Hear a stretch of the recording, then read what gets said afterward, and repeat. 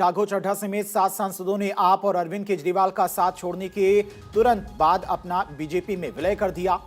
अब जल्द ही राज्यसभा सचिवालय से नोटिफिकेशन जारी करके विलय की घोषणा की जाएगी। आम आदमी पार्टी के हरभजन सिंह आईपीएल कमेंट्री के चलते दिल्ली से बाहर हैं। 2 सांसद स्वास्थ्य कारणों से दिल्ली से बाहर हैं। स्वाति मालीवाल संसदीय समिति के दौरे के चलते दिल्ली से बाहर हैं और बहुत जल्द बचे हुए सांसद भी बीजेपी नेतृत्व से मुलाकात करेंगे। इसके बाद आम आदमी पार्टी के साथ राज्यसभा सांसदों की बीजेपी में विलय की अधिसूचना जारी हो जाएगी। इस बीच पंजाब के मुख्यमंत्री भगवंत सिंह मान ने राष्ट्रपति से मिलने का समय मांगा है।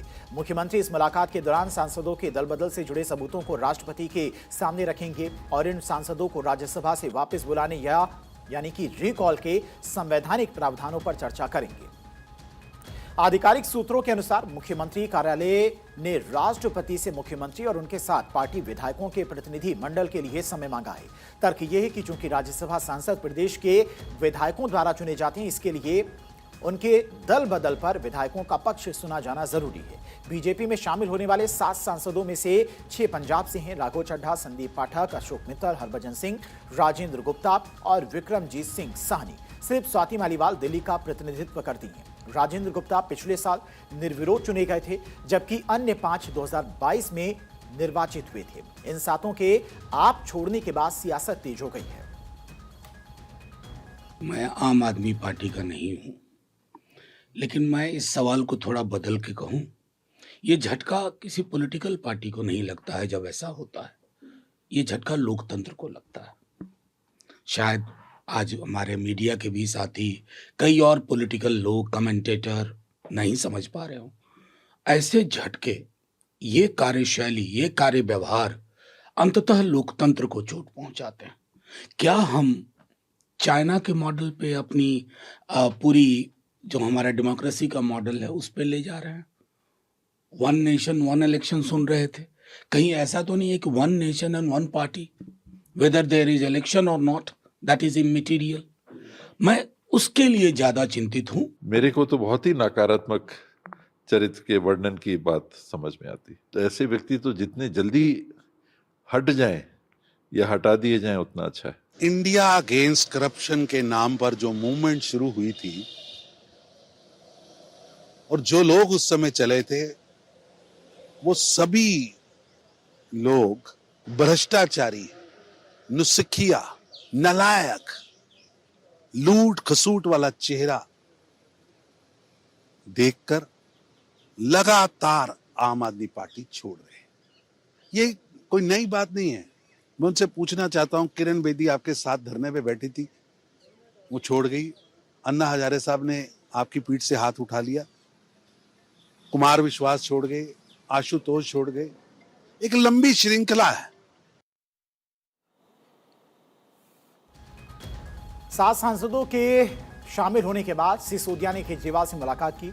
आप पार्टी छोड़ने वाले सांसदों के खिलाफ राज्यसभा अध्यक्ष को पत्र सौंपेगी।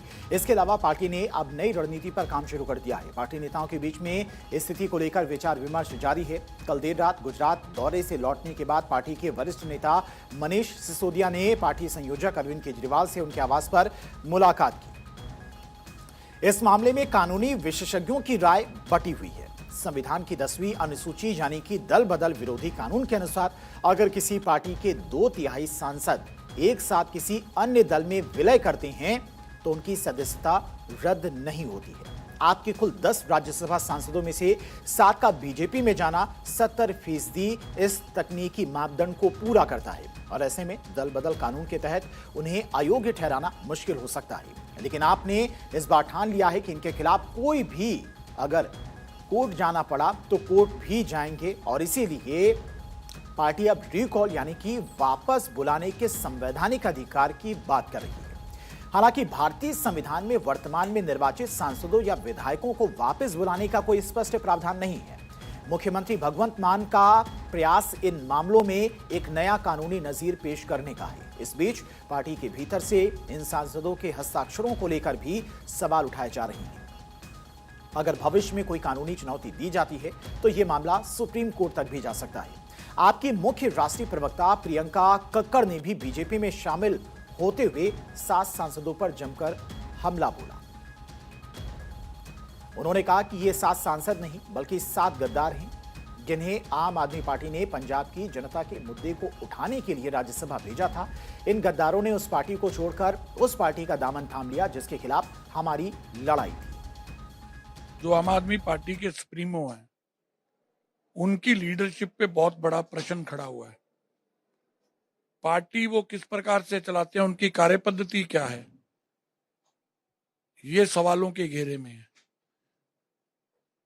जिन साथियों ने आंदोलन से लेकर अब तक पार्टी को बनने से लेकर खड़ा करने में उनका योगदान दिया, अगर वो साथी पार्टी छोड़ते हैं तो सवाल तो खड़े होते ही हैं। लेकिन आम आदमी पार्टी उसका जवाब नहीं देगी, ना ही कोई आत्मचिंतन करेगी, क्योंकि वहां लोकतंत्र है ही नहीं है, तानाशाही है।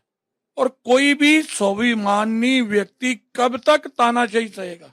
हाँ ना, हजारे जी जानते हैं कि अरविंद केजरीवाल जी ने उनके साथ क्या किया, फिर भी एक सिद्धांत को लेकर वो कह रहे हैं। बहुत अच्छी बात है कि ये हम ऐसे पुराने अखबारों के जैसे तोल के एकजुट में कहीं जाना, स्वार्थ के लिए अपना उन सोच के, इसके वजह से देश भर में राजनीति को लोग इज्जत नहीं करते हैं। हमें इज्जत नहीं मिलती है, हम बिकाऊ में दिखते हैं। बहुत अफसोस की बात है। देखिए, राघव चड्ढा जी के ऊपर भी डीजेबी में एक इरेगुलरिटीज का केस चल रहा था, everyone is aware about it. Swati Maliwal ji के ऊपर भी चल रहा था, वो आज सुबह मैंने सुना डिनाई कर रही है, कोई केस ही नहीं था। इट्स ओपन पब्लिक नॉलेज, कोई भी देख सकता है। अशोक मित्तल जी के ऊपर भी हम सब ने देखा कैसे 2 दिन पहले ही ईडी की रेड हुई थी और किस दबाव में उनको लाया गया। तो ये बीजेपी की पुरानी मोडस ऑपरेंडी है, उनका ईडी सीबीआई का दुरुपयोग करना। अगर ठीक जगह पर ईडी सीबीआई का यूज किया होता तो शायद करप्शन कम हुआ होता, पर वो बढ़ गया है। अब भाजपा के हुए राघव एक समय केजरीवाल की